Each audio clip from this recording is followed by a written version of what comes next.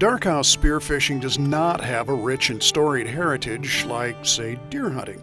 Instead, it was created in the early 2000s by state lawmakers who were responding to a request from many of their constituents.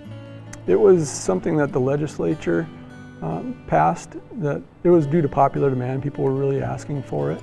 Early on, spearers were pretty limited in the number of lakes where the activity was allowed.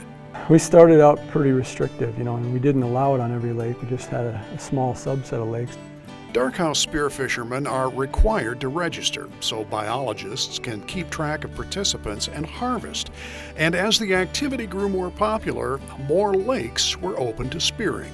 Right, over time we've become more liberal, and we started adding lakes to that list, and pretty soon the list of lakes was getting so great that we decided to go ahead and just open it statewide. The only ones that aren't open to spearing are the ones that have muskies in them. Opening statewide seemed to trigger an increased interest in spearing. Maybe because anglers didn't have to travel so far, maybe because it's really fun. It probably doubled in interest and activity since we opened it statewide.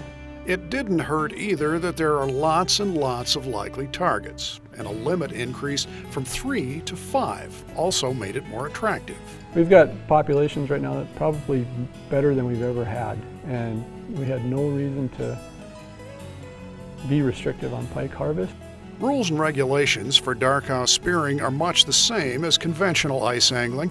One big difference is you must mark your hole before you leave the ice so someone else doesn't drive or walk into your hole before it has a chance to freeze over.